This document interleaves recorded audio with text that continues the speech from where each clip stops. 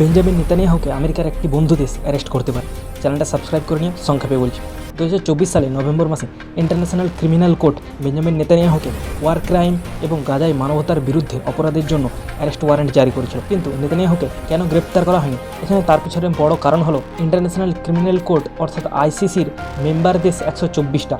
মাথায় রাখো, আইসিসি আর ইন্টারন্যাশনাল কোর্ট অফ জাস্টিস দুটো আলাদা।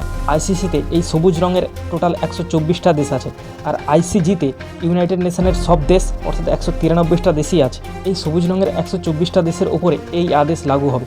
নেতানিয়াহু যদি এইসব দেশে যায় বা এইসব দেশের আকাশ সীমা দিয়ে যায় তাহলে তাকে অ্যারেস্ট করা হবে। কিন্তু ইউরোপের মেন দেশ ফ্রান্স, জার্মানি, ইটালি এবং ব্রিটেন আইসিসির আদেশকে ফলো করেনি। কিন্তু রিসেন্টলি কানাডা অ্যানাউন্স করেছে যদি নেতানিয়াহু কানাডাতে আসে তাহলে কানাডা আইসিসির নিয়ম মেনেই তাকে অ্যারেস্ট করতে পারে। কানাডা প্রথম G7 দেশ যে আইসিসি নিয়মকে কার্যকর করবে বলেছে।